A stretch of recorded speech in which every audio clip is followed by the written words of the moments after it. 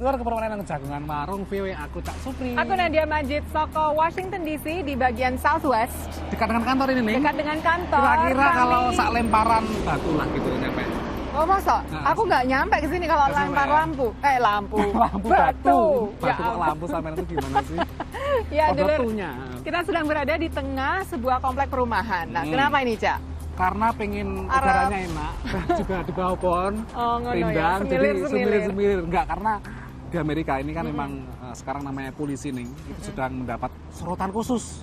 Ya? Karena ada berbagai kasus ya, seperti di Ferguson kemarin, di Missouri, kemudian terakhir di Baltimore. Nah ini memang kan kalau di pemukiman seperti ini, biasanya memang polisi itu selalu patroli nih. Betul. Untuk menjaga keamanan, memberikan layanan kepada publik. Tapi memang begitulah akhirnya kemarin ada fenomena kebutuhan polisi. Nah itu memang akhir-akhir ini semakin banyak sebuah video polisi itu seolah-olah semena-mena. Jadi memang sepertinya polisi di Amerika akhir-akhir ini mendapat sorotan khusus. Sorotan khusus ya. Memang kalau menurut statistik nih, sebagian besar orang atau warga yang ditangkap di Amerika itu mayoritas warga kulit hitam. Begitu jadi ya? Sudah mungkin ada semacam orang mengatakan ini mungkin ada rasisme, kemudian juga mungkin ada prejudis, atau mungkin juga karena mungkin ada yang berargumentasi lain bahwa polisi melakukan semacam tindakan yang rasional karena emang dari segi persentase nih pelaku kejahatan di Amerika kebanyakan memang dari kulit warga hitam. Ya. Jadi ada ketiga faktor itulah, Neng. Ya memang ada latar belakang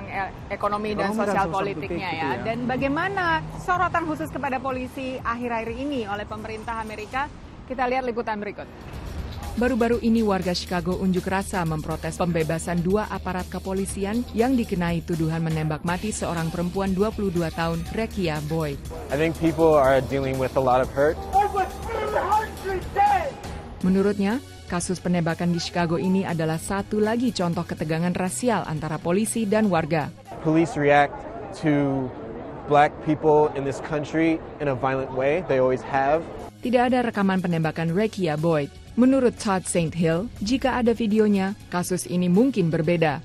Akhir-akhir ini banyak rekaman video muncul menunjukkan interaksi tegang antara warga dan polisi, termasuk video yang menunjukkan polisi menyerang dan menembak seseorang yang tidak bersenjata. Akibatnya, tindakan hukum bagi polisi dan kemarahan warga. I think in the public's perception now, these are run-of-the-mill incidents.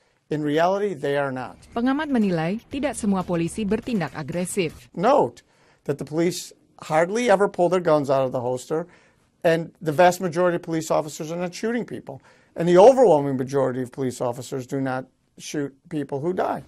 Namun sejumlah kasus penembakan oleh polisi telah membentuk persepsi negatif tentang aparat penegak hukum. We react viscerally to those images, and you can see that they're emotionally laden. And so people are going to be more inclined to pay attention to that than to statistics. We try to tell police officers that they should behave as if they're on camera all the time. Dean Angelo adalah mantan polisi di Chicago yang kini mengepalai Persaudaraan Polisi Chicago yang bertujuan meningkatkan kondisi kerja polisi. Ayahnya dulu polisi, sekarang anaknya juga menjadi polisi.